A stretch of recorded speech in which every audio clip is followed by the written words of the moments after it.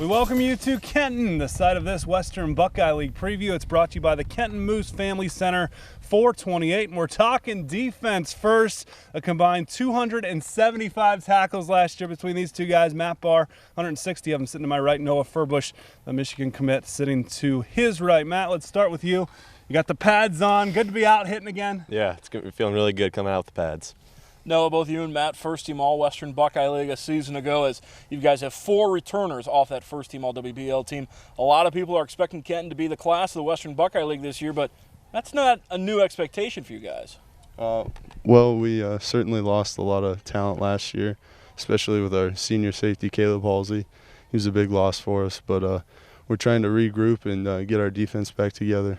Noah, what's it like to see some of those young guys come in and you get to kind of mentor them during these time of two-a-days? It's a really great opportunity just to connect with everybody and really have a lot of team bonding while we're out here doing our two-a-days. Matt, how did the summer go for the Wildcats? It was a good summer, competitive. We traveled a lot, had some good competition. We didn't do some things well, but we ended up playing pretty well throughout the end of the season. A nice 7-on-7 title down south. Was it Alabama? Yeah, Hoover, Alabama. Just take us through that whole atmosphere. What was it like down there? It's a big tournament down there. It's one of the biggest in the country, and they've got some really good athletes and teams down there. Burns is one of the big teams down there in Dutch Fork. And we started out the first day. We just wanted to set up a good tempo, and as a defense, we wanted to just compete and try and do our best. And then when the tournament came on Friday, we ended up going 5-0 and won the tournament against Burns in the championship. Noah, we always hear about the 7-on-7s and what it can do offensively. What can you take defensively out of those 7-on-7 tournaments? Just a chance to get out there and compete against great athletes from all over the nation. It's a great opportunity moving into the season. And how about the team bonding aspect of those trips, Noah? What kinds of things did you get out of it? Some funny stories, I'm sure. Any that come to mind that you could share? Well, it's just a really fun time. We get to stay overnight in hotels and just hang out with the guys a lot. Obviously, Noah, one of the big storylines over the summer, you verbally committed to the Michigan. Take us through that process of making that verbal over the summer, and why Michigan, and why are you going to go blue in a year? Well, it was certainly a tough decision. That's no doubt, but I think it worked out best for me just with the closeness to here. It's about 2 hours away. My brother will be down there, so that's a great opportunity for both him and me to get closer in that aspect, and I'm looking forward to coming down to Ann Arbor to hopefully do some good things. Matt, you're a leader in the FCA group here, Fellowship of Christian Athletes, and you got to go to a training session this summer up at Defiance College. What did you get out of that session? It was a great session. The speaker there, Mark Cahill, did a great job just sharing his faith with us. I mean, he's a very outspoken evangelical Christian, and just gave me personally a good step forward into coming into the season and into this new school year, because we're going to be the leaders this year as seniors, and just trying to be a leader for Christ in the school, and he gave us a really good ability to do that, some good tools. Awesome. Matt Barr reminding us what it's really all about. I'd like to thank Matt and Noah for their time. We're going to take a break. When we come back on this Kenton Moose Family Center 428 Wildcat season preview show, we'll talk more with the Kenton team here on WOSN.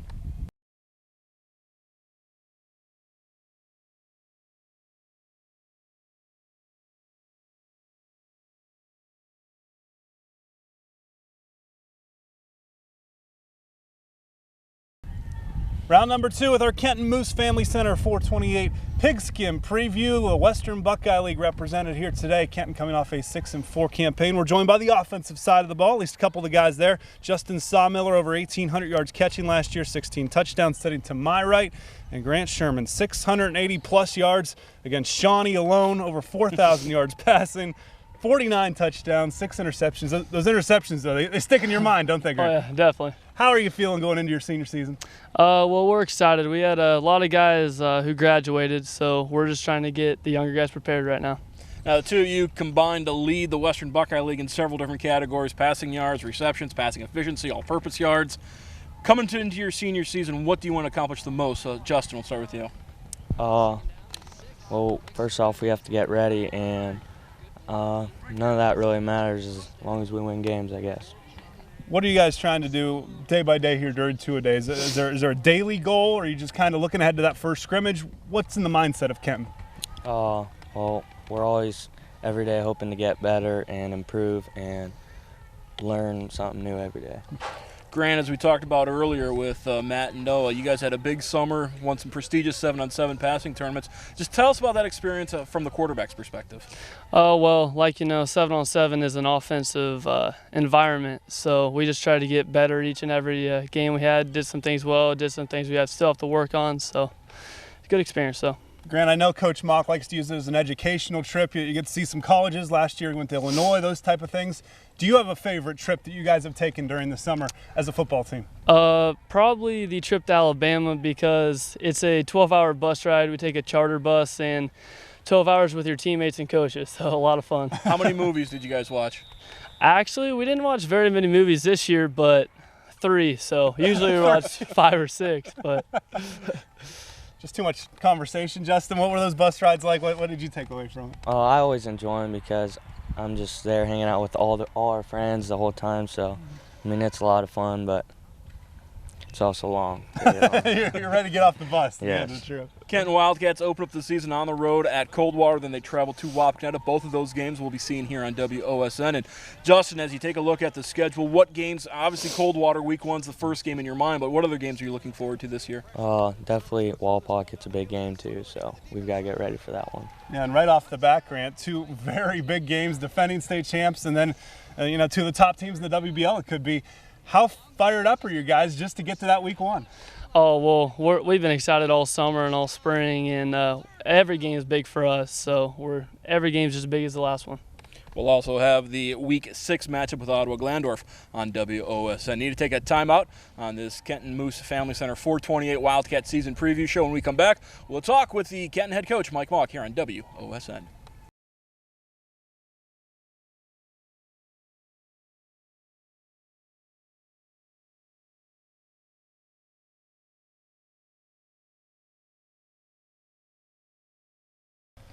One last time here at Kenton with the Wildcats head coach Mike Mock, brought to you by Kenton Moose Family Center. 428, 35th season in coaching, 31 here at Kenton.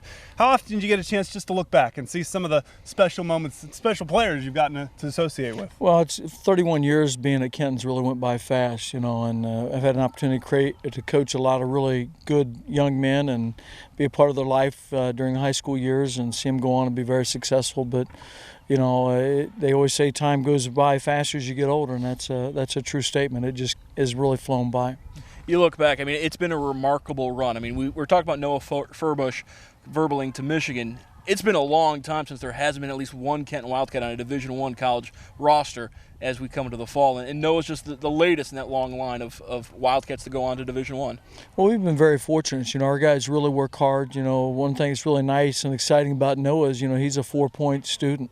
And talking to coaches that were interested in him, he's never gotten a B on his grade card. So not only is he a great athlete that's really worked hard and trained and prepared himself, he's a great student and an even better person. So his mom and dad need to be really proud of him, as we are as Kenton Wildcats. So the rumor is not true. He didn't have his name misspelled on grade cards. It didn't say Noah Furrush, so he wouldn't have a B?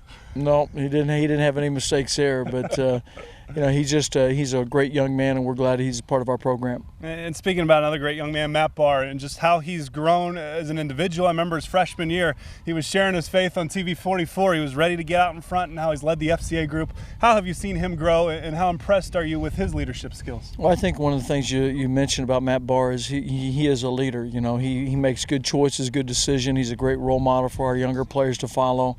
He really takes charge. He's very responsible in what he does and where he goes and who he's around and what he allows to come into his mind and into his life. So he's really been an inspiration to our other guys. And, we have a great senior class. We don't have a lot of them, but the guys we have that are seniors have done a great job of being a part of our program and taking responsibility, taking leadership, and trying to make good choices and good decisions. We know what Grant Sherman and Justin Solmiller can do offensively, but the key to any offense is the line. How's your line looking this year? Well, we've lost a lot of really good players from last year's team, that have graduated, but we got a couple guys that are stepping up in there. That's probably where we're really hurting right now is, we don't have a lot of depth in our offensive line or defensive line. We got a couple of players we're trying to replace here in the secondary as well as receivers, but we got a couple guys back. Marcus Rhodes and Chad Shark and Logan Nichols are all 3 seniors, and those guys are guys we're going to really count on up front, giving us good leadership and trying to improve upon their performance from last year. Obviously, week in and week out in the Western Buckeye League is a big battle. You know, no matter who you're playing, even if it's a team that hasn't won in a few weeks, you know it's going to be a big battle. But you start out with Coldwater, always a great game, and then Wapak to start the season. Just how excited are you as a coaching staff? Probably nervous a little bit with the new linemen coming in to have that week 1, week 2 gauntlet.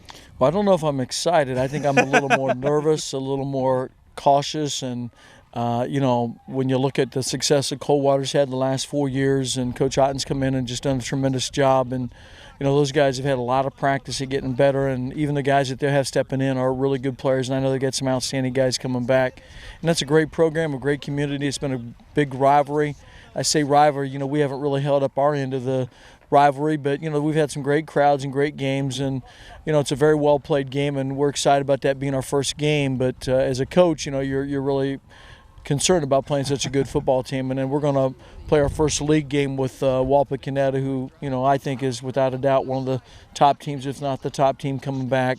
They got some great players, big athletic guys, and play really good defense, and Coach Fry does a tremendous job with the program. So, you know, we've got our hands full to start with, and, you know, I think the biggest thing we're trying to do is convince our guys that, you know, those are just 2 games. You still have 10 games to play, and whether you're 0-2 or whatever happens, you know, you can't put everything upon 2 games, and you know, we're going to play a lot of good football teams throughout the course of the year as well. Sure. Obviously, you need to win games to get into the postseason. This year, you move from Division 4 to Division 5 with the addition of Division 7.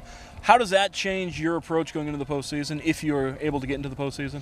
Really not any at all. I mean, you know, we can't control that, unfortunately. You know, they've got 7 divisions now, and I think we're Division 4, so we'll play, you know, however it goes out, and you know, if we can get in, we'll get in. If not, you know, our priority right now is try to get ready for that first game with Coldwater, who's going to be a great game, and then try to move in our league play and have some success there. Coach, talking with a lot of different coaches, the weather has been so favorable for us this week that they've kind of pushed conditioning even more this week because it hasn't been the 90. You don't have to worry about, you know, extra hydration, the things that come with the hotter temperatures. Have you changed your approach at all with the good weather this week? No, we really haven't. In fact, we probably backed off if we've done anything. We have not really worked our guys as hard because I know it's going to be a long week. We've got a scrimmage next week, 2 of them next week. So, you know, we're trying to just do the things that we think we need to do, and get our guys ready to do the things that we need them to do. But it's nice to have green grass and, you know, a little cooler weather in the fall, but in the summer, and it's like fall weather. But we're not going to change anything what we've done. We're still doing the same things we've done in years past. You know, earlier in our preview shows, we talked to Lima Senior's Mike Fell, and he said he doesn't like those long bus trips. And Grant Sherman was just telling us how much he enjoyed that 12-hour drive down to Alabama for that 7-on-7. What's your thoughts as a veteran coach on those long trips? The longer the trip, the better for me, to be honest with you. The one thing that's nice playing in the league we play against and the teams we play against, you know, we've got a 45-minute to an hour bus drive, and that's probably the most relaxing 45 minutes of my week, because my week's busy from the time I get up till we go to bed at night with a lot of things going on. So when we get on the bus, you know, the cell phones go off and guys kind of relax and really focus on getting ready to play the game that we got to play. So I like bus trips, and I like the way our guys prepare once they get on a bus and get ready for a game. Coach, what's the most special thing to you about coaching football? Is there a certain time in the game? Is it right before the game? What sticks out most if someone said, why do you coach football? What's the most important part? Well, I think the most important thing for me is the influence that you have on the young men that you're coaching, you work with, and the impact that your coaching staff does. You know, I've been very fortunate as a head coach here to be associated with great assistant coaches that have been here for a long time. They understand the value of the game, but they also understand the value of the things that you're trying to teach young men, from making good choices, good decisions, doing what's right, getting along, and encouraging them through, you know, some phases of their life. And, you know, so that's probably the thing that's most important to me, and the thing I feel I've been blessed to have an opportunity to be around young men that have set goals and they work hard, and, you know, the relationships you build throughout the course of a season and throughout the course of a year. 35 years, Coach Mock has positively impacted many students, but at Kenton and throughout the area. I'd like to thank him and all of our guests today on this Kenton Moose Family Center 428 Wildcat season preview show. For Andy Lynch and Joe Vernick, I'm Mark Kunz. We'll see you next time on WOSN.